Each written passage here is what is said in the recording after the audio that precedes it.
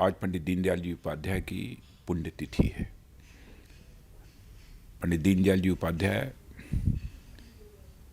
एक ऐसी शख्सियत थे भारत की कि मैं कह सकता हूं कि एक राजनीतिक पार्टी को एक उन्होंने ऐसी विचारधारा, एक ऐसी दार्शनिक अवधारणा देने का काम किया है कि वह पार्टी यदि उस विचारधारा, उस दार्शनिक अवधारणा के आधार पर काम करे और साथ ही साथ सरकार भी चलाने का काम करे, तो मैं समझता हूं कि देश के समक्ष जो बहुत सारी चुनौतियां हैं, इन सारी चुनौतियों पर विजय प्राप्त किया जा सकता है।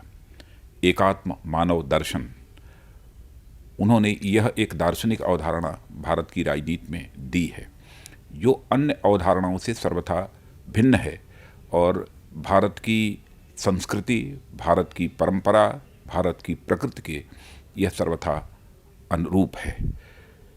पंडित दीनदयाल जी का स्पष्ट रूप से यह कहना था कि मनुष्य के संबंध में, समाज के संबंध में, सृष्टि के संबंध में कभी एकांगी विचार नहीं होना चाहिए, बल्कि विचार यदि होना चाहिए तो समग्र रूप से विचार किया जाना चाहिए। तन के सुख के लिए धन धान चाहिए, मन के सुख के लिए मान सम्मान स्वाभिमान चाहिए, बुद्धि के सुख के लिए ज्ञान चाहिए और आत्मा के सुख के लिए भगवान चाहिए।